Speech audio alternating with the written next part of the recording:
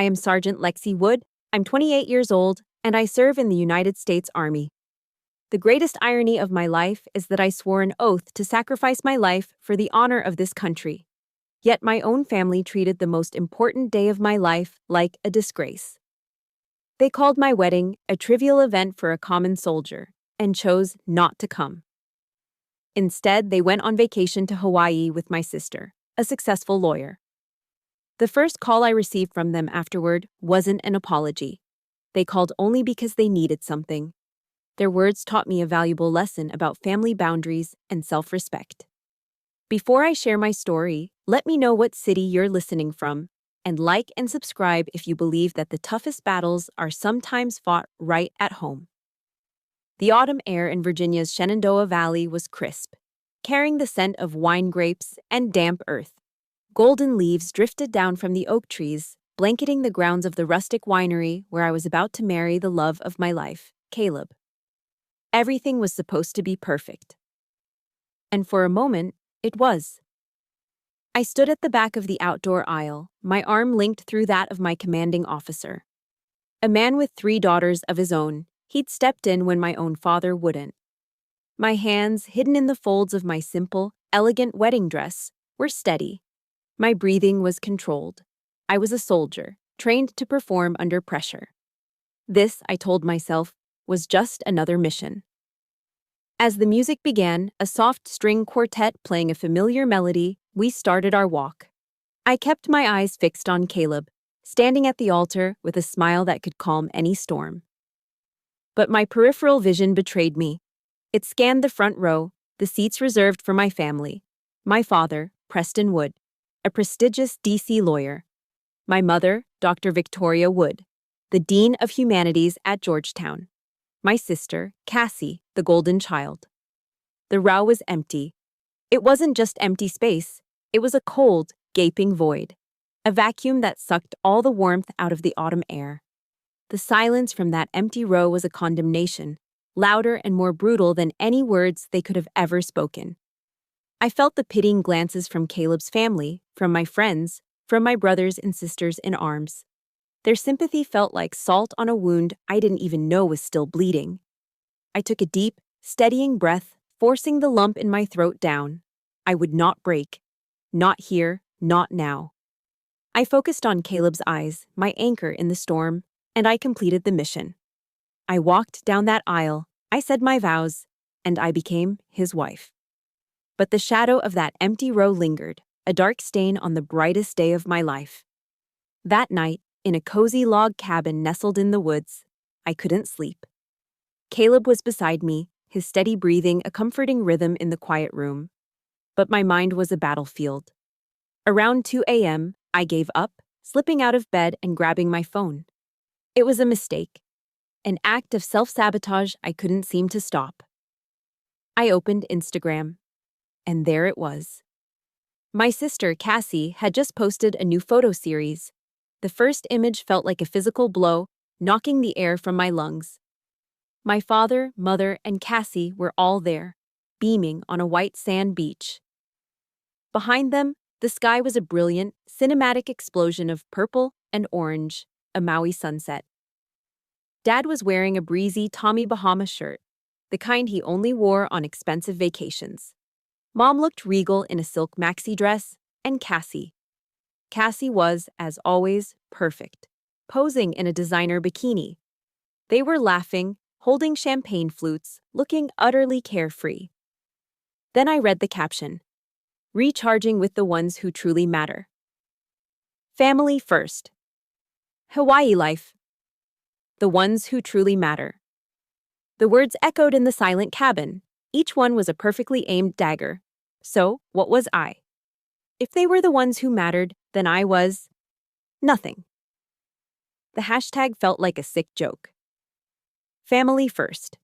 Whose family? Clearly not mine.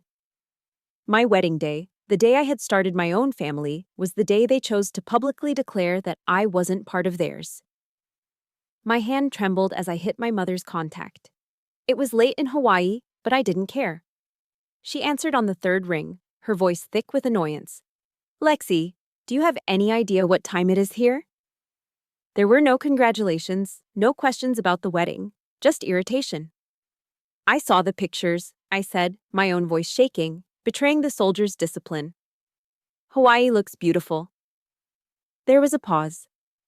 Oh, that, she said dismissively. It was a last-minute surprise from Cassie for your father and me, a rare opportunity for us all to relax. The casualness of her tone broke something inside me. A rare opportunity? I finally broke, tears streaming down my face. What about my wedding? Mom, it was my wedding day. You could have said no to Cassie. The silence on the other end of the line was glacial. When she finally spoke, her voice was cold as steel, stripped of all pretense of maternal warmth. Lexi, don't be so childish. Your sister has worked incredibly hard to get where she is. We couldn't sacrifice her happiness and a trip to the Four Seasons for your little ceremony. Your little ceremony, that's all it was to them. An insignificant, trivial event. I didn't say another word. I just ended the call. I didn't scream. I didn't throw the phone against the wall. The pain was too immense, too profound. It bypassed anger entirely and settled into a cold, clean numbness. I sat on the edge of the bed in the darkness, motionless. My military training had taught me how to compartmentalize, how to function in the most stressful situations imaginable. And this, right here, was the most stressful situation of my life. The truth was a precise, tactical strike. I was no longer their daughter. I was a target that had been eliminated. I didn't sleep that night. I just sat there, staring into the darkness, letting the raw, brutal truth reshape me. It was forging me into someone harder, colder, and more resolute than I had ever been before. As the first hint of dawn filtered through the cabin window, my gaze fell upon the corner of the room. My elegant white wedding shoes lay on the floor, and beside them, my scuffed, mud-stained combat boots stood at attention. One represented the life I thought I wanted, and the other, the life I actually had. That night, I understood they could never truly exist in the same room. The sun was beginning to rise, casting long gray shadows across the floor of the cabin. I hadn't moved. My gaze remained fixed on the corner where my two lives sat side by side, the delicate white wedding shoes and the scuffed, unyielding leather of my combat boots. It was the contrast that held me captive. The pristine white against the worn, scarred brown. And looking at those wedding shoes, so perfect and out of place, I was pulled back into a memory I had tried to bury. It was always about shoes, specifically my sister Cassie's shoes. Louboutins, Manolos, Jimmy Choos. I spent my entire childhood looking up at her, perched on pedestals of expensive leather, while I stood firmly on the ground, invisible. That ground was in Potomac, Maryland, in a sprawling brick colonial with white pillars and a lawn so perfectly manicured it looked like a green carpet. Our house wasn't a home, it was a showroom. A stage set for the grand performance of the Wood family. Every piece of furniture, every painting was chosen to impress. The heart of this stage was the living room.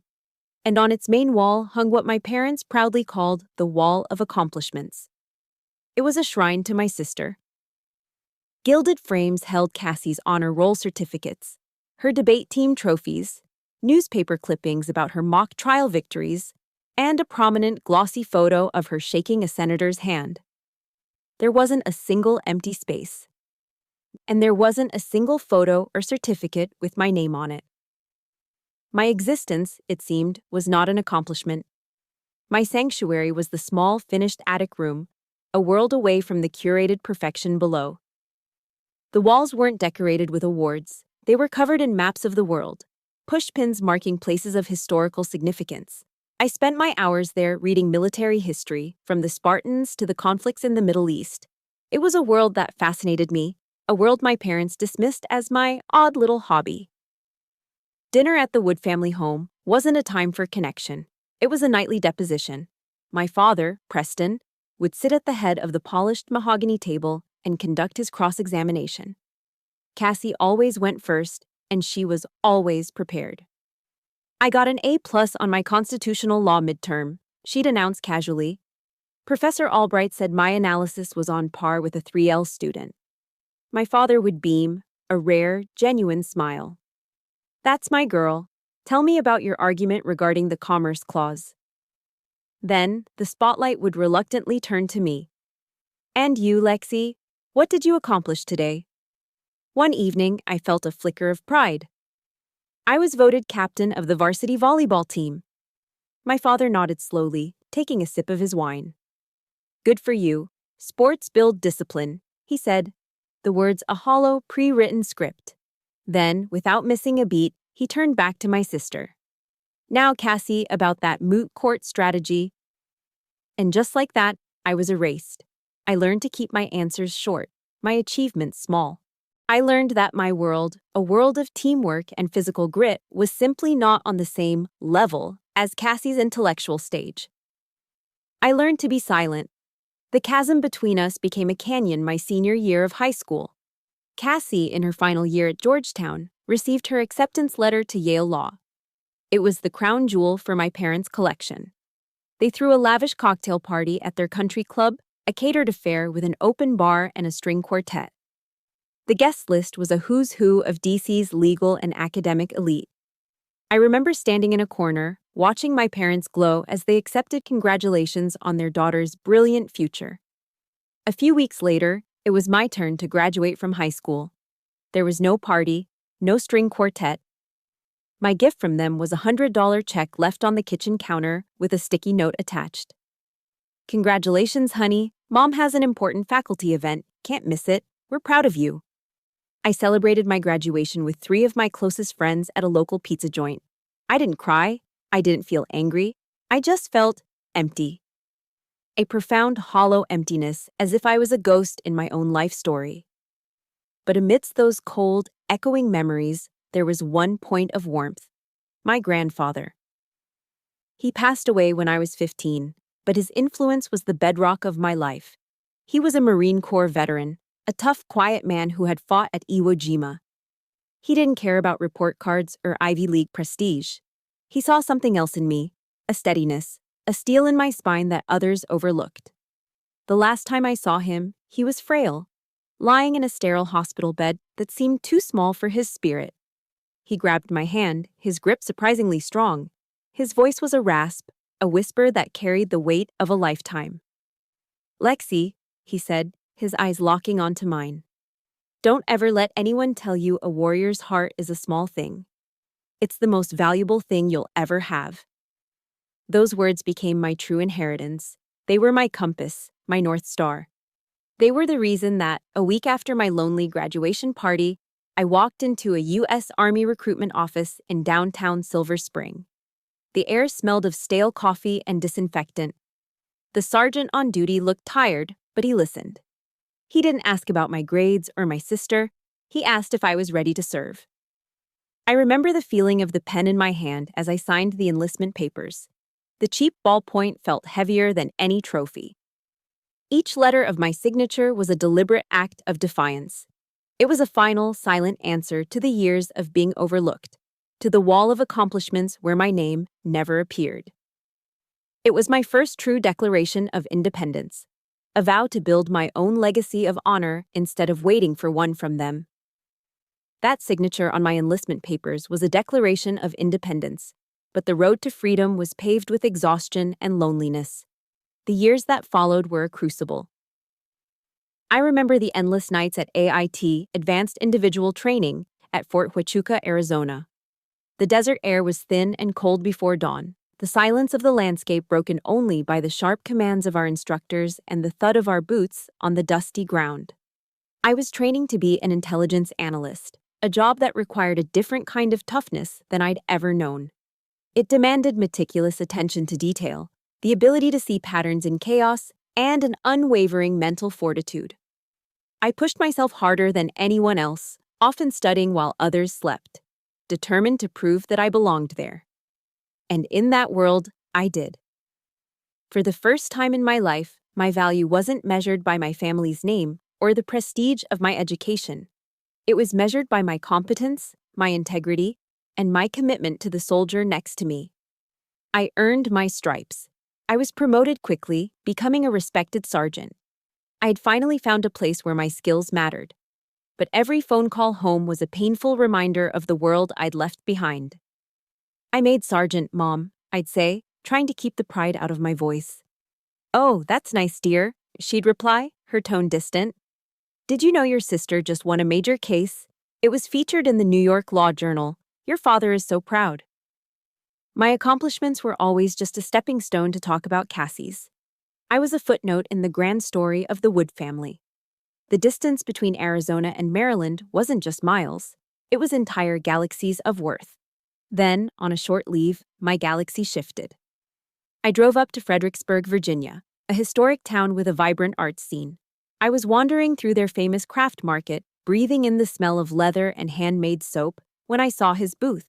It was filled with the most beautiful handcrafted wooden furniture, cutting boards with intricate inlays, smooth sculpted rocking chairs, and a magnificent walnut dining table that looked like a work of art.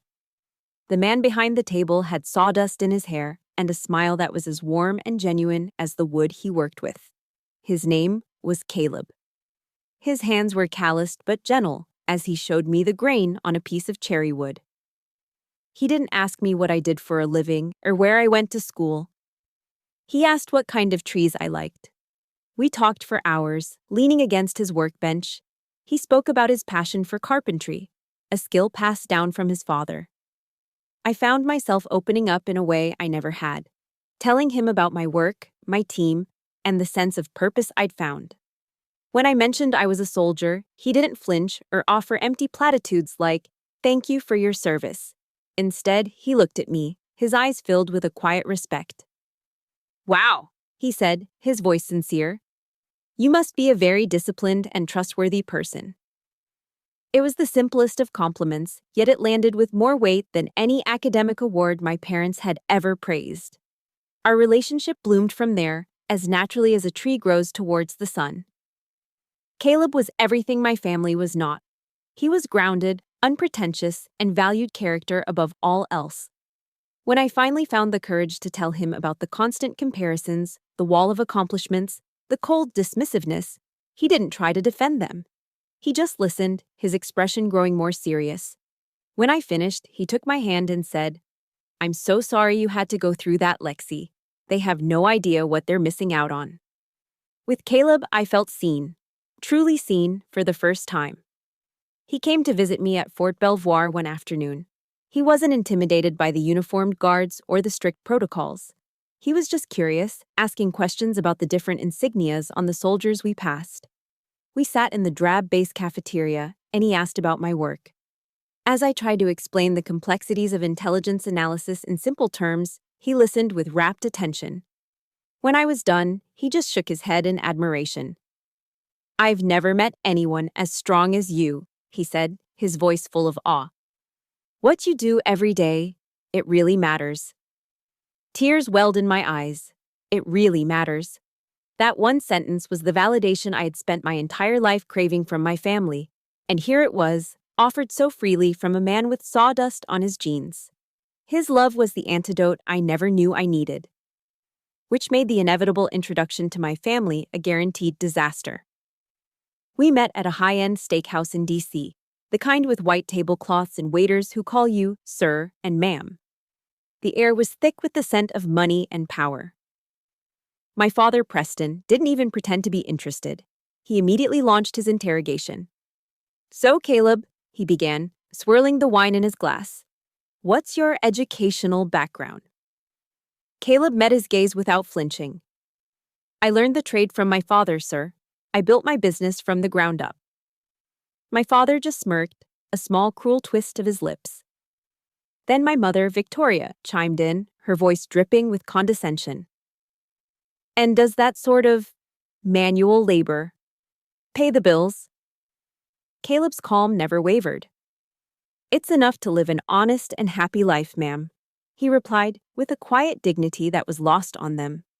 For the rest of the meal, they directed all their conversation to Cassie, who had come down from New York. They talked about her firm, her new Manhattan apartment, and a charity gala they were planning. Caleb and I were completely ignored, as if we were ghosts at their table.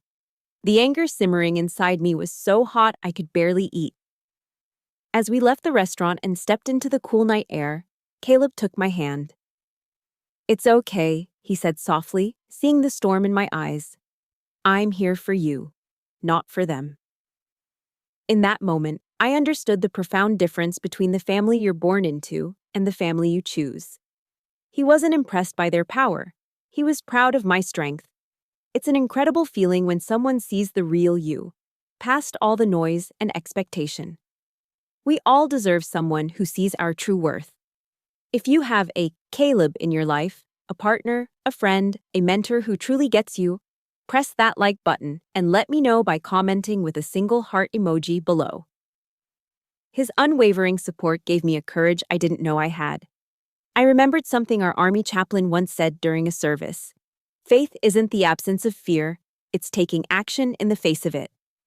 I looked at Caleb, my rock, my ally, and a new resolve hardened within me.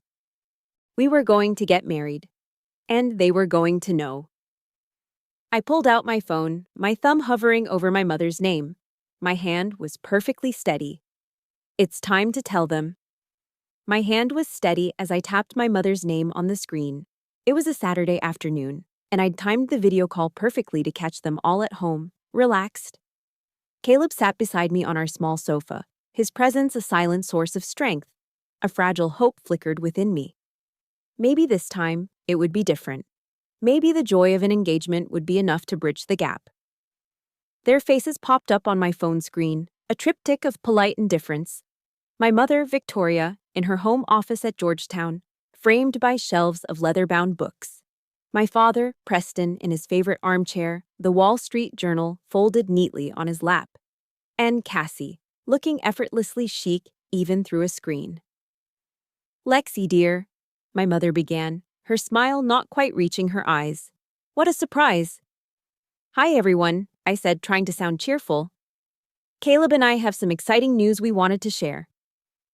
I held up my hand, letting the simple, elegant ring Caleb had designed catch the light. "We're getting married." For a moment, there was just silence. Not the happy, breathless kind, but a heavy, awkward pause. Cassie was the first to speak, a perfectly arched eyebrow raised. "Oh, wow, congratulations, I guess." Then, my mother. "Well, that is news." I ignored the lukewarm reception and pressed on, my hope already beginning to fray. I shared my screen, showing them pictures of the winery in the Shenandoah Valley, the rolling hills, the rustic barn, the beautiful oak trees. "We're planning a small, intimate ceremony in the fall. We wanted something that felt like us." The silence returned, thicker this time. My mother cleared her throat. "Virginia?" she asked, her tone laced with disapproval. "Why on earth there? It's terribly inconvenient for everyone in D.C." Cassie chimed in, a smirk playing on her lips. "A farm wedding. How unique, Lexi." The message was crystal clear. It wasn't grand enough. It wasn't impressive enough. It wasn't a wood wedding. The knot in my stomach tightened, but I held my ground. "We've set a date," I said, my voice firmer now. "October 14th. That's when my mother physically reached for her leather-bound planner. As she did, I noticed something over her shoulder. On a large whiteboard behind her desk, written in bright, cheerful marker, was a detailed itinerary under the heading, Maui Family Getaway. My blood ran cold. "Oh, I'm so sorry, Lexi, but that weekend is just impossible," she said, feigning regret as she flipped through the pages. "Your father has a partners conference, I have a major university fundraiser, and Cassie is in the middle of a critical project at her firm. The timing is just dreadful." "Mom, it's 4 months away," I said, my voice pleading. "People can move things for a wedding." My father finally spoke, his voice laced with the impatience he reserved just for me. "Lexi, be reasonable. We can't ask Cassie, a rising star at a big law firm, to put her entire career on hold for this thing. This thing." The words hung in the air, a verbal dismissal of my entire life, my love, my future. My wedding was just an inconvenient thing. I felt the last of my hope shatter. I looked at their 3 faces on my screen. the faces of the people who were supposed to love me unconditionally. And I asked the question I already knew the answer to. So, none of you can make it. Not one. The silence that followed was the longest of my life. It stretched and expanded until I thought my phone would crack from the pressure. My father looked at my mother. My mother looked at Cassie. No one wanted to deliver the final blow. So, my father did. He leaned forward, his expression hardening into the cold, dismissive mask I knew so well. His voice was low, devoid of any warmth, and dripping with a contempt that was centuries old. "Let's be realistic, Lexi," he said. "It's a trivial event for a common soldier. Our lives and Cassie's career simply have more important priorities." The screen in front of me seemed to fracture into a million pieces. Common soldier, he'd finally said it. The words he had been thinking my entire life, the brand he had seared onto my soul, were now out in the open. It wasn't a rejection, it was an execution. A formal declaration that my worth, in their eyes, was zero. Something inside me shifted. The pain was so sharp, so absolute, that it broke through the other side into a terrifying calm. I wasn't a daughter anymore. I was a soldier in a combat zone, and my emotions were a liability. I remembered a line from survival training. When you're trapped, don't waste energy trying to move the obstacle. Find a new path. My path was suddenly, brutally clear. I looked straight into the camera, meeting the gaze of the three people who had wounded me more than any enemy ever could. I didn't raise my voice. I didn't cry.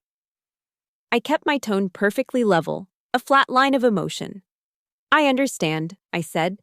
"I understand your priorities perfectly." And then I ended the call. I sat there, my phone dark in my hand, the silence of our small apartment rushing in to fill the void. I didn't move for a long time. Caleb came over and wrapped his arms around me from behind, resting his chin on my shoulder. He didn't say anything. He just held me. I leaned back into his warmth, the only warmth I had ever truly known. I didn't shed a tear. I just whispered, the words barely audible. "They're not coming." He held me tighter. Then I straightened up, pulling away gently. I looked at him, and the broken-hearted girl was gone. In her place was a sergeant. My eyes were hard, my jaw set. "And I don't need them," I said, my voice filled with a cold, clear certainty. "This wedding is happening, with or without them." I walked over to the small desk in the corner of our living room. Our wedding invitations were stacked in a neat pile, waiting to be addressed. I picked up the top one, an elegant card printed with our names and the date. Then I picked up a black Sharpie. With a steady hand, I drew a thick, deliberate line through the names of Preston, Victoria, and Cassandra Wood on the guest list. It wasn't an act of anger. It was an act of survival. It was the end of an illusion, and the first day of my freedom. The months that followed our wedding were the most peaceful of my life. It was a quiet born from a conscious decision. I blocked their numbers. I created a filter that sent any email from their accounts directly to a folder I never opened. It was a digital amputation, and with it came an unfamiliar sense of freedom. The constant low-grade hum of anxiety I had lived with my entire life, the pressure to please, to be enough, simply vanished. Life with Caleb was simple and good.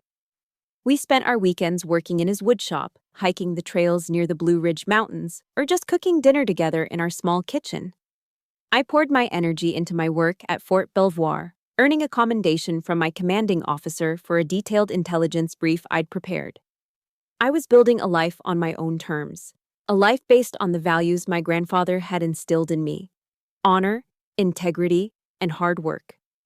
The silence from the Wood family was a balm, and I foolishly allowed myself to believe that they had finally, truly, let me go. I was wrong. The storm broke on a Tuesday morning. It started with a single voicemail. My phone buzzed, displaying a number I didn't recognize. I let it ring out. The notification popped up. New voicemail. I pressed play and my blood ran cold. It was my father. But it wasn't the booming, arrogant voice of Preston Wood, K Street lawyer. This voice was thin, strained and trembling with a raw panic I had never heard before. Lexi, Lexi, call me back the second you get this. It's an emergency. Click. An hour later, another one. Lexi, please, I need to talk to you. It's about the Scottsdale investment. Click. A third voicemail arrived just before lunch, his voice now cracking with desperation. For God's sake, Lexi, pick up the phone. A knot of dread tightened in my stomach. The Scottsdale investment. It was a high-end resort development project in Arizona he'd roped me into a few years back. I had been hesitant, but he'd been so convincing. It's just a formality, honey, he had said, sliding the papers across his mahogany desk. With your military record, the bank will approve the loan in a heartbeat. It makes the whole portfolio look more stable. He had used the very career he despised as a tool for his own gain. When the fourth call came, I answered. I put the phone on speaker, and Caleb, hearing the tension in the air, came and stood behind me, placing a steadying hand on my shoulder. Lexi, finally, my father gasped, sounding breathless. What's wrong, Dad? I asked, my voice calm. It's the Scottsdale deal. It's collapsed, Lexi. The whole thing went under. The bank is calling the loan. They're going to sue us. Us. The word struck me. He so rarely used that word when it came to me. It was always me and your mother, or the family. Us was reserved for times of crisis, a verbal rope to pull me back into his orbit. Initially, he tried to spin a web of excuses. It was the volatile housing market, a dishonest business partner, unforeseen construction delays. But I wasn't the naive girl from his living room anymore. I was a trained intelligence analyst. When was the last payment made on the loan? I asked, my tone even. I don't have the exact date in front of me. And what was the reason for the cash flow problem? The market has been stable in that sector for the last 6 months. He stammered, caught off guard by my direct, analytical questions. He was used to my silence, not my scrutiny. Pinned into a corner, the dam of his lies finally broke, and a torrent of brazen truth came flooding out. All right, fine, he snapped, his panic turning to anger. There was a temporary cash flow issue, the Hawaii trip. It was more expensive than we anticipated, and I just helped Cassie with the down payment on her new penthouse in Manhattan. I thought I could move some things around, that the market would bounce back before the next payment was due. I was speechless. The air left my lungs in a silent gasp. He had taken the money that was supposed to secure a loan with my name on it, and used it to fund the very vacation they chose over my wedding, and to buy a luxury apartment for the sister they always chose over me. He had gambled with my financial future to reward his golden child, and now that the bet had failed, he was calling me to clean up his mess. But the worst was yet to come. The peak of his audacity was still to be scaled. Lexi, I need your help, he said, his voice dropping to a conspiratorial whisper. You're a soldier. You have a stable income, steady savings. You're not frivolous with your money. I could almost hear the gears turning in his head as he reframed the daughter he once called a common soldier into a responsible financial asset. I need you to wire me $40,000 immediately. It's just to retain the lawyers, to stop the bleeding. I couldn't believe what I was hearing. It was so outrageously hypocritical, so breathtakingly arrogant, that it transcended anger and became almost darkly comedic. The man who had dismissed my life as trivial was now begging for my help, praising the very discipline and stability that my common soldier career had provided. I remembered a core principle from my training: never act on emotion. Gather all available intelligence first. There was a long pause on the line. I let him stew in it, his ragged breathing the only sound. Finally, I spoke. My voice was as cold and flat as a steel plate. There was no anger, no pain, just the clipped precision of an analyst stating a fact. I will need to see all of the paperwork, Father, every loan document, every bank statement, every email correspondence related to this investment. Lexi, there's no time for that. The bank is... I will call you back, I interrupted, my voice leaving no room for argument, after I have had a chance to review all of the information. I hung up the phone before he could say another word. My hand, when I placed it on the table, was perfectly steady. The shock had passed. The hurt was a distant echo. What remained was a cold, hard resolve. I was no longer the target. I was the mission commander. I looked up at Caleb, who was watching me with a mixture of anger and awe. "Can you help me find a good lawyer?" I asked. "A really good one. I need to prepare." That night, our living room transformed into a tactical operations center. My father, true to his word, had his assistant email over a mountain of password-protected PDF files containing the investment records. I retrieved the old metal lockbox from the back of my closet, my personal Pandora's box, containing my original copies of the documents he'd had me sign years ago. Caleb helped me spread everything across the hardwood floor. Under the warm glow of our reading lamp, the stacks of paper, loan agreements, partnership contracts, bank statements, looked like the blueprints of a battlefield. To anyone else, it was a chaotic mess of financial jargon. To me, it was a grid map, and I was looking for the enemy's position. Caleb sat quietly on the sofa, a silent sentinel. He kept my coffee mug full and warm, his presence a comforting weight in the room. He didn't offer advice or try to interfere. He just trusted me. That trust was the armor I needed for the battle ahead. I was no longer the wounded daughter. I was Sergeant Wood on a critical mission, and this was my intelligence-gathering phase. I remembered a quote from Sun Tzu's The Art of War, a book we'd studied at the academy. "Know your enemy and know yourself, and you will not be imperiled in 100 battles." Tonight, I was getting to know my enemy. With the focus of an analyst sifting through raw data, I began my work. I cross-referenced dates, highlighted figures, and made notes in the margins. For hours, I traced the flow of money, creating a timeline. The story that emerged from the numbers was colder and more calculated than I could have ever imagined. With the help of an old Army buddy who now worked as a forensic accountant, I got access to the detailed, unredacted loan statements. The picture became brutally clear. The mortgage payments hadn't just been late, they had stopped completely 4 months prior. The date of the last successful payment was May 15th. I pulled up my father's credit card statements, which he had foolishly included in the document dump. The charge for a family vacation package to the Four Seasons Resort in Maui for $25,000 was dated May 17th.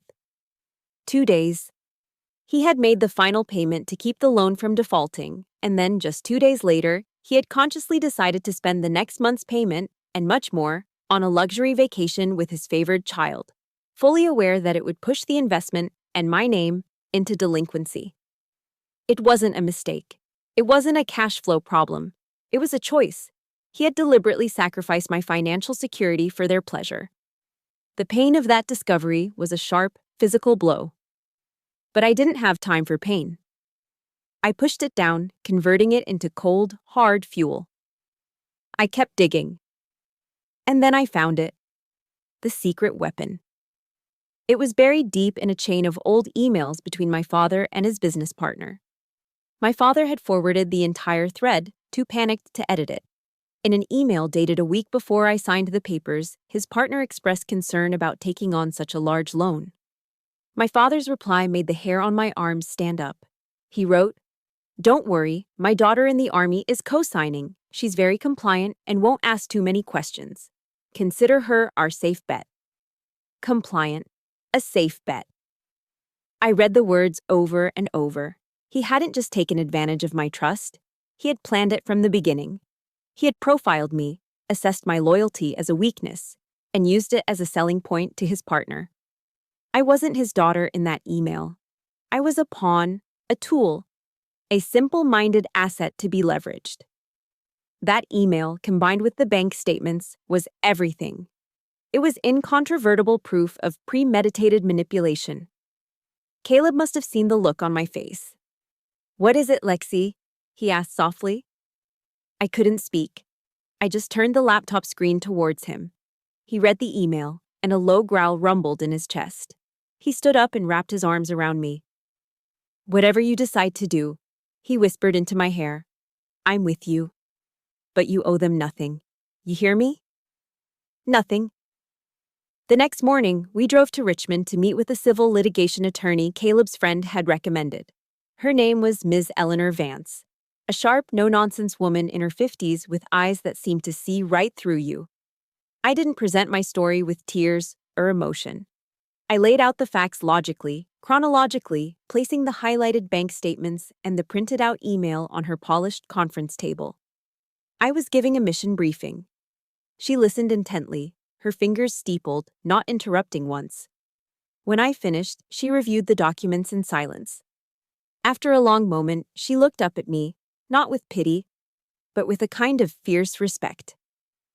"Sergeant," she said, her voice firm, "this isn't just gross negligence. By knowingly misrepresenting the use of funds and your role in this, he engaged in fraudulent inducement.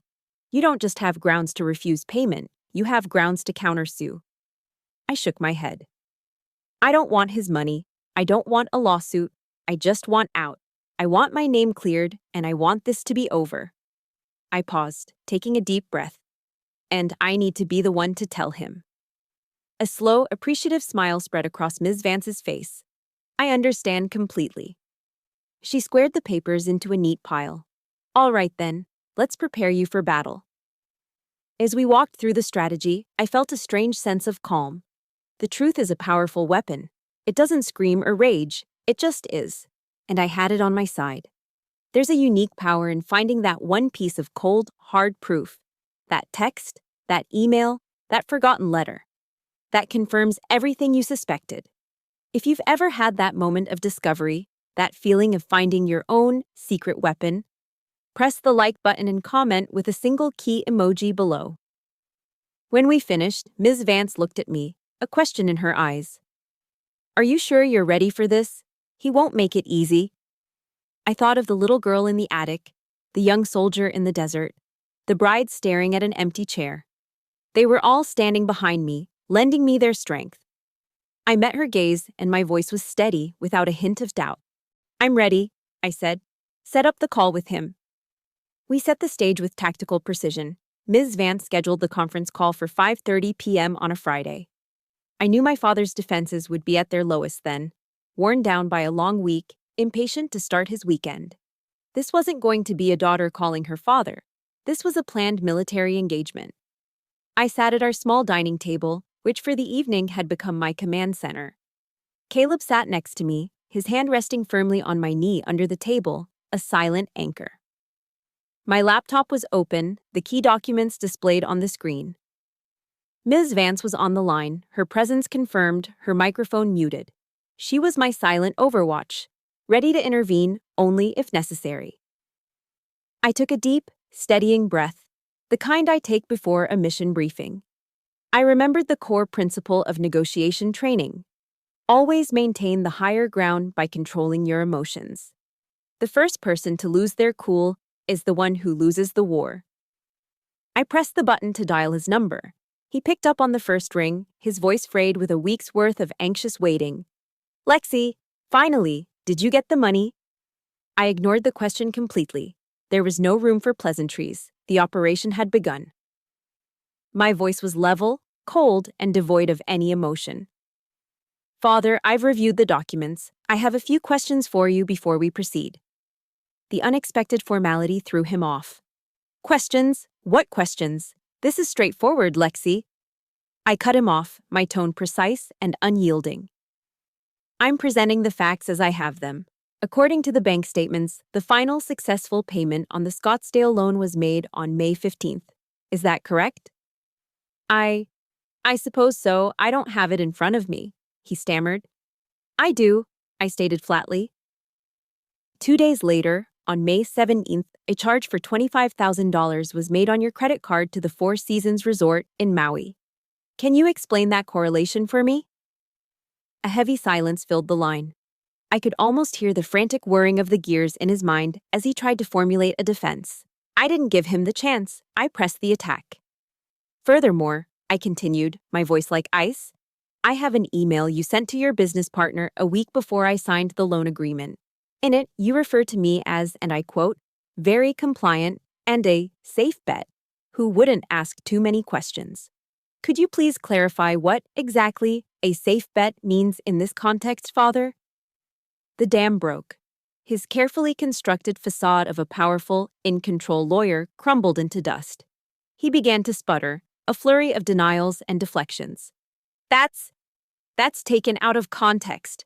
How dare you access my private correspondence? What are you accusing me of? I am not accusing you of anything, I replied, my voice dangerously calm. I am presenting the data. The data shows that you intentionally defaulted on a loan that I co-signed to pay for a vacation, after you had already identified me as an easy target for manipulation. His panic morphed into pure rage. It was the last defense of a man who had been cornered by the truth. Who do you think you are, talking to me like this? He roared into the phone. I am your father. I don't have time for these games. I need $40,000, and as my daughter, it is your responsibility to help this family. That was the moment. The trigger word: responsibility. A small, mirthless smirk touched my lips. It was a cold, sharp feeling. Family responsibility? I asked, letting the question hang in the air for a beat. That's an interesting choice of words. I leaned forward, my voice dropping but losing none of its intensity. When I needed my family at my wedding, I was told it was, and I believe the exact words were, a trivial event for a common soldier. I was told that your lives had more important priorities. I paused, letting my words sink in, twisting the knife he himself had sharpened. I could hear his ragged breathing on the other end of the line. He was losing control. He knew he was losing. He made one last desperate attempt, resorting to the only weapon he had left: emotional blackmail. What are you doing, Lexi? He pleaded, his voice suddenly pathetic. Are you really going to destroy this family over some childish grudge? Your mother will be devastated by this. She'll be so disappointed in you. But his threats were hollow now. They couldn't hurt me anymore. I had the truth, and the truth was my shield. The little girl who craved his approval was gone. In her place was a woman who was about to define her own terms. Well then, I said, my voice as final as a judge's gavel. I suppose this is a trivial matter for me now too. I've decided that your financial crisis, which you created, is not my priority. Lexi, don't you dare. I will not be sending you one single cent, I declared, cutting him off for the last time. My attorney, Ms. Vance, who has been listening to this entire conversation, will be in contact with the bank to begin the process of having my name legally removed from this fraudulent loan. Good luck with your priorities, Father. And with that, before he could utter another word, another threat, another pathetic plea, I ended the call. The silence in the room was absolute. My hand was still resting on my phone. For a long moment, nothing happened.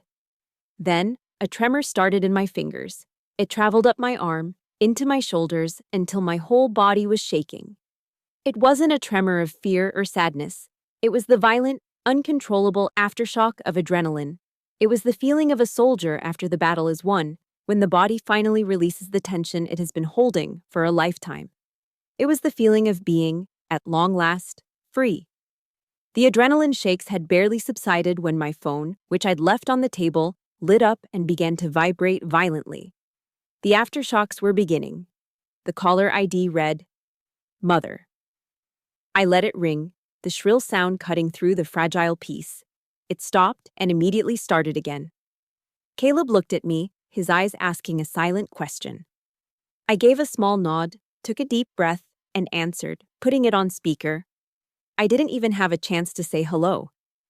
How could you do that to your father? The voice that erupted from the speaker was not the polished, composed tone of Victoria Wood, Dean of Humanities at Georgetown. It was a raw, hysterical shriek, laced with venom. He is a complete wreck. Do you have any idea how hard he has worked to give you and your sister the life you have? You are the most ungrateful, selfish child I have ever known. I let the storm of her words wash over me. I didn't flinch. I didn't argue. I waited for her to pause, to gasp for another breath of self-righteous air. When the moment came, my voice was quiet, almost clinical. Mother, I said calmly. Were you aware of the email he sent to his business partner? The silence on the other end was deafening. It was a silence filled with guilt and complicity. That's not the point, she finally stammered, her rage deflating into a weak defense. And there it was. She knew. She had always known. She was a part of it. The betrayal wasn't just his, it was theirs. Goodbye, Mother, I said, and ended the call. Before the screen had even gone dark, it lit up again. This time, it was Cassie. If my mother's attack was a chaotic hailstorm, my sister's was a sniper's bullet, precise and condescending. Lexi, I am so deeply disappointed in you, she began, her big law attorney voice in full effect. You're acting incredibly childish. Do you have any concept of the kind of pressure that successful people like Mom and Dad are under? For the first time that night, I laughed. It was a short, bitter sound. Pressure, Cassie? Are you talking about the pressure of funding a Hawaiian vacation and a down payment on your Manhattan penthouse? Do you have any idea that money was supposed to be paying off a loan that I was on the hook for? She sidestepped the accusation with the practiced ease of a seasoned lawyer. Don't drag those details into this. That's not what this is about. The point is, you are turning your back on your family.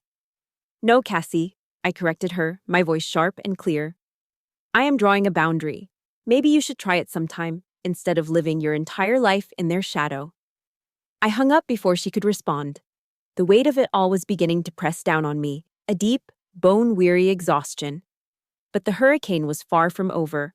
Over the next few days, the full force of their propaganda machine was unleashed. My phone became a weapon used against me, buzzing relentlessly with text messages from aunts, uncles, and cousins I hadn't spoken to in years. It was clear my parents had been busy, spinning a carefully crafted narrative. In their version, I was the villain. Lexi, the stubborn, unfeeling soldier who had become bitter and was now cruelly abandoning her loving parents in their time of need. A text from my Aunt Carol read, "Family is supposed to be there for each other in hard times, honey. Don't let your anger blind you to what's important." Another, from a cousin in California, "Heard about what's going on. Just remember everything they've done for you." Each message was a small paper cut designed to make me bleed guilt. A few years ago, it would have worked. I would have been crushed by their disapproval. But now, as I read the words, I felt something different. It was a deep, profound sadness, but it wasn't the sharp sting of personal pain. I was sad for them. Sad that they were all trapped in this toxic system, rushing to defend the very people who enforced the rules of a game I was no longer willing to play. Through it all, Caleb was my rock. He sat with me on the couch, reading every single message, his jaw tightening with each one. He didn't tell me to ignore them. He just absorbed the blows with me. He was my fortress. And in a fortress, sometimes reinforcements arrive from the most unexpected places. My phone rang one evening, an unknown number. I almost ignored it, but something made me answer. "Lexi, it's your cousin, Mark." Mark. We hadn't spoken in probably a decade. He was the family black sheep, the one who'd dropped out of college to become a musician. "I heard what happened," he said, his voice quiet. "And I just wanted to call and say, don't listen to any of them. You did the right thing. It's about damn time someone stood up to them." Tears pricked my eyes. To be seen, to be understood, by someone from inside the system. It was a gift. The final call came the next day, at my desk at Fort Belvoir. It was my commanding officer, the same man who had walked me down the aisle. "Sergeant Wood," he said, his voice warm but professional. "I heard you're dealing with a difficult family matter. I'm not calling to pry. I'm calling to tell you that what you did took courage and integrity. The Army is proud of you." His words landed like a bomb on a burn. Honor, integrity, courage.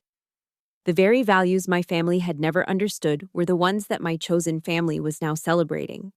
His validation, my cousin's validation, Caleb's unwavering support, that was the only approval I needed.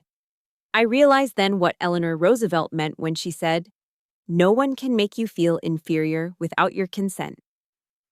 I had finally withdrawn my consent. That night, my phone was still buzzing intermittently on the nightstand.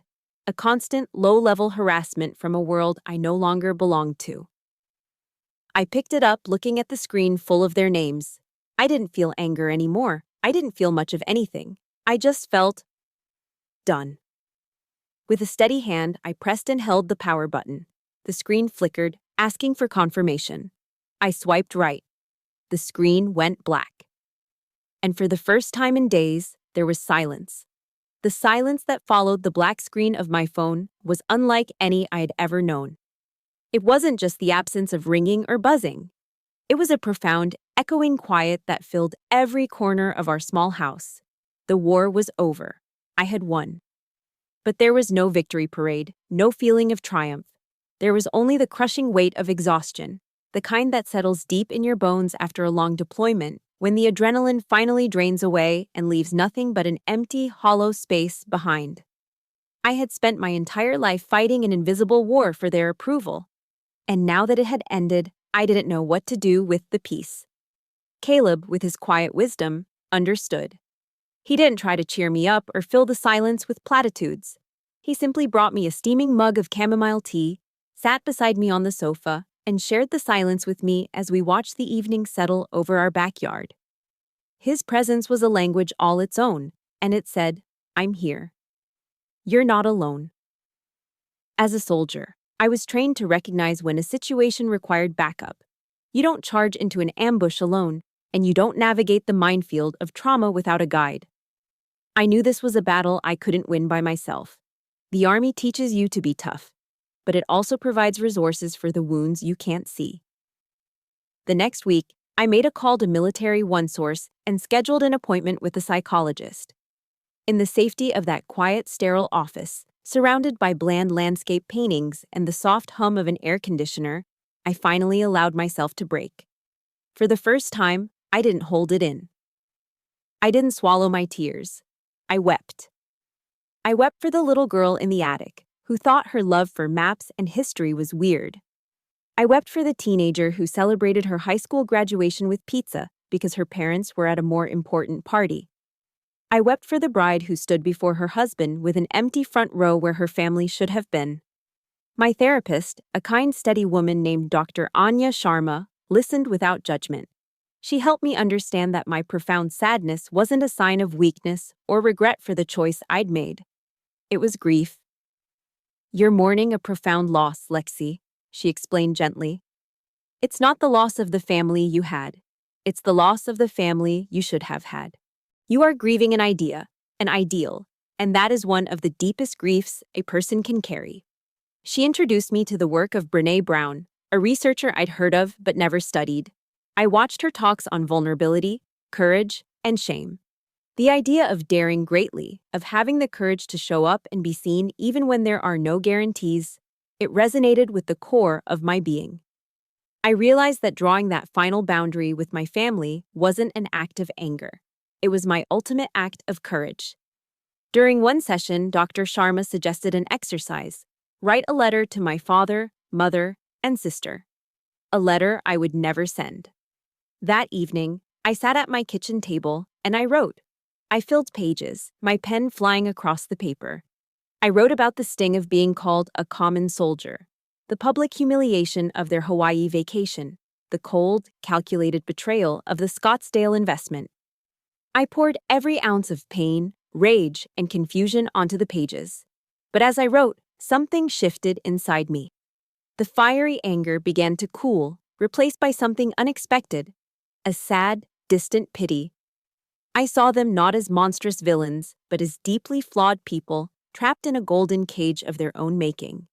A cage built from status, appearances, and the fear of ever being seen as ordinary. They would never know the unconditional love of a chosen family, the quiet honor of service, or the simple joy of a life lived authentically. They were the ones who were truly impoverished. When I finished writing, I took the stack of papers out to the small fire pit in our backyard. Under a canopy of stars, I lit a match. I watched as the flames licked at the edges of the paper, curling the words of my pain into blackened ash. The fire consumed the insults, the neglect, the betrayals. It was a funeral for the life I had left behind. and a baptism for the one I was just beginning to build. In the following months, Caleb and I consciously cultivated our chosen family. Our house, once a quiet refuge, became a hub of warmth and laughter. We hosted weekend barbecues, the air filled with the smell of grilled burgers and the sound of Caleb's classic rock playlist. My closest friends from the base would come, their kids running around the yard with Caleb's friends from his woodworking guild. There were no pretenses, no judgments, no discussions of Ivy League schools or K Street law firms. We talked about our lives, our struggles, our small victories. One Saturday afternoon, surrounded by these wonderful, genuine people, my friend Sergeant Miller, a tough-as-nails woman I'd served with, raised her beer bottle. "A toast," she said, her voice clear and strong. "To Lexi Wood, who taught us all that the greatest courage isn't always shown on the battlefield." Looking at the smiling, supportive faces around me, I finally understood. I had never been truly alone. I had a family. A real one. Built not on blood or obligation, but on mutual respect, shared values, and unconditional love. A few weeks later, a wave of dizziness washed over me at my desk. I chalked it up to exhaustion, but it happened again the next day. A small, persistent thought began to form in the back of my mind. That evening, my hands trembling slightly, I took a home pregnancy test into the bathroom. I set it on the counter, my heart pounding against my ribs as I waited for the result. When the second pink line appeared, faint but unmistakable, I stared at it, my breath caught in my throat. It was the future. An entirely new chapter, arriving unannounced, ready to be written. 2 years passed after the confrontation. 2 years of quiet, steady, intentional peace. The silence that had once felt like a hollow void was now filled with the rich, warm sounds of a life being built. The scene is our backyard in Fredericksburg on a warm Saturday in late summer. I'm not in uniform anymore. I'm wearing a simple blue sundress, the fabric soft against my skin. In my arms, I'm holding a little girl with a mess of dark hair and eyes that hold a fierce, determined spark. My daughter, Willow. She is just over a year old, and she is the center of my universe. The air smells of freshly cut grass and grilling hamburgers. Caleb is at the barbecue, a faded band t-shirt on, humming along to some classic rock station on the radio. The sound of our friends' laughter echoes from the patio, a joyful noise that has become the soundtrack to our new life. This is it. This is the picture of the peace I fought for. Not a grand, dramatic victory, but something quiet, something real. There is no performance, no pressure to impress, just the simple, profound joy of being surrounded by genuine love. My relationship with the Wood family, as I now thought of them, had changed. It hadn't magically healed, but it had shifted into something new, something fragile and uncertain. After a long silent year, my mother had called. It was the day after I told her I was pregnant. The voice on the other end of the line was different, stripped of its usual academic authority. For the first time, I heard a vulnerability in it, a crack in the polished veneer. They came to visit after Willow was born. There was no grand apology, no tearful reconciliation. The wounds were too deep for that. But their actions spoke in a language their words never could. They arrived with gifts that were thoughtfully chosen, not just expensive, a handmade wooden rocking horse Caleb had admired, a first-edition copy of Goodnight Moon. During their visit, I watched my mother, Victoria, a woman who once treated a speck of dust like a personal insult, get down on her hands and knees on the living room floor to play with Willow, her laughter soft and unfamiliar. I watched my father, Preston, the powerful K Street lawyer, sit in the rocking chair for nearly an hour, not talking, not reading, just watching his granddaughter sleep, his face a mask of complex emotions I couldn't quite decipher. The most surreal moment came one afternoon. My father was holding Willow, awkwardly, as if he were holding a delicate, priceless piece of art. He was a man who had always been so sure, so commanding. But he seemed utterly disarmed by this tiny human being. He looked from Willow's face to mine, and his voice was quiet when he spoke. "She has your eyes," he said, a strange hoarseness in his throat. "They're very determined." It wasn't an apology. It wasn't a confession. But it was the closest thing to an acknowledgement to seeing me that I had ever received from him. It was a single crack of light in a lifetime of shadows. A fragile truce had been called. I didn't know if it would last, but for the sake of the little girl in his arms, I was willing to let it exist. The true moment of healing, however, didn't come from them. It came from within me. One quiet Tuesday afternoon, it was just Willow and me in the house. She was taking wobbly, triumphant steps across the living room, a look of intense concentration on her face. Then, as toddlers do, her feet got tangled and she tumbled onto the soft rug. It wasn't a bad fall, but it was a shock. Her face crumpled and a heartbreaking wail filled the room. Without a second thought, I scooped her up, pulling her tight against my chest. I rocked her gently, stroking her soft hair. "Oh, my sweet girl," I whispered into her ear, my voice thick with an emotion that surprised me. "It's okay, baby. Mommy's here. You're safe. I love you so much." And then, it hit me. The words I was speaking, the comfort I was giving so instinctively, they were the exact words I'd spent a lifetime starving to hear. The unconditional reassurance, the promise of safety, the simple, powerful declaration of love. Tears began to stream down my face, but they weren't tears of sadness. They were tears of release, of a profound, soul-deep healing. In that moment, comforting my daughter, I was also comforting the little girl inside of me who had cried alone in her attic.